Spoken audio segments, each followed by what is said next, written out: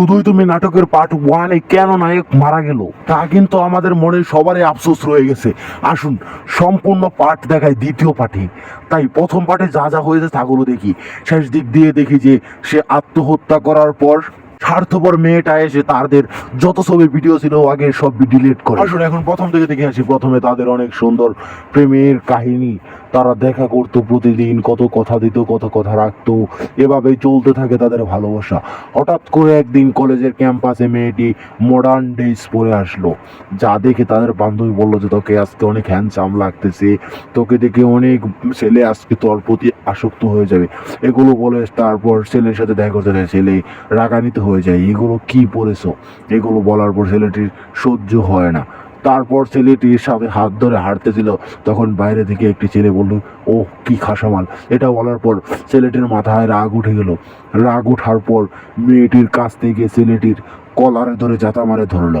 Next time যদি কখনো এগুলো বলিস তাহলে তোকে পুঁতে রাখবো এই কলেজের মাটিতে। তারপর মেয়েটি রাগ ভাঙাতে ছেলের হোটেলে যায়।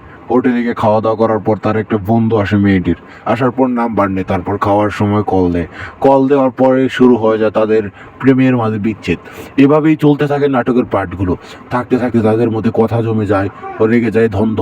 তারপর একদিন তারা কলেজের ক্যাম্পাসে কথা বলতেছিল, তখন আইসক্রিম খাওয়ার সময় তার ঠোঁটে আইসক্রিম বেঁচে যায়। তখন এগুলো মুছে দেওয়ার কারণে তাকে মারে। সেগুলো দেখে তার সহ্য হয় না। তারপর মেয়েটি তাকে থাবড়া মেরে বলে যে তুমি বেশি বেশি করতেছো। তারপর আসে বাসায় আসার পর মেয়েটিকে বলে যে তুমি আমাকে ভালোবাসো, এই সেই বলো, তোমার পরিবারকে বলো।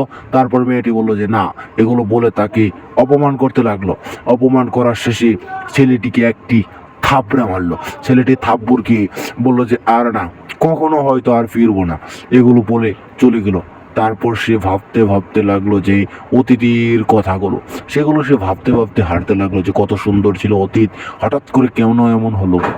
এগুলো ভেবে সে লাগলো, সে বাড়িতে গেলো, বাড়িতে গিয়ে কান্দাকাটি করলো। হঠাৎ করে একদিন তারপর ছেলেটি একদিন মদ খেয়ে মাতলামি করতেছিল, তখন সেই যে সেদিন কলারে দলে মারতে চাইলো সেই ছেলেটা আসলো, এসে তার বন্ধু বান্ধব সহকারে মারলো। তারপর মেয়ের বাবা মা ছেলের সাথে বিয়ে দেওয়ার জন্য তারা আলাপে বসে, তারা বিয়ের কথা ঠিকঠাক করে ফেলে। তখনই ছেলে এসে হাজির হয়। মেয়েগুলো চমকে গিয়ে তাকে থাবড়া মেরে অপমান করে আবারও তাড়িয়ে দেয়। ছেলেটা এসে ডিসিশন নিয়ে নিল যে সে আত্মহত্যা করবে, তাই একটি গ্লাস নিয়ে গেল। মেয়ের বাড়ির সামনে গিয়ে সে গ্লাসটা ভাঙলো, ভেঙে সে একদম নিজের পেটে দিল। দেওয়ার পর সে রক্ত হারাতে হয়ে আহত হয়ে একে একে মারা গেল। সে সত্যিকারের ভালোবাসা প্রমাণ দিয়ে হারিয়ে গেল দুনিয়ার মায়া ত্যাগ করি। মেয়েটি তখন নিজের স্বার্থের জন্য তাদের অতীতে যত ছবি ভিডিও যত চ্যাট ছিল সব কিছু ডিলিট করে দেয়। অথচ হত্যার সময় দেখে সে চমকে যায়। ছেলেটি এদিকে মরে রইল আর সেদিকে তার স্বার্থ নিয়ে সে পড়ে রইল। এটাই ছিল নাটকের মূল কাহিনী।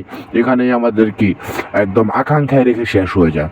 আসুন কেন আকাঙ্ক্ষায় রাখলো এগুলো জানি, আর আমরা পার্ট 2 দেখি।